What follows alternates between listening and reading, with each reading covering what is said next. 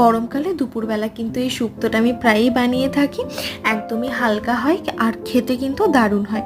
কিভাবে বানাই চলুন ঝটপট বলে দিই। প্রথমেই সর্ষের তেলে আমি বড়িটা ভেজে নিলাম, তারপর বেগুন আর উচ্ছেটাও ভেজে নিলাম, সবটাই আলাদা আলাদা করে।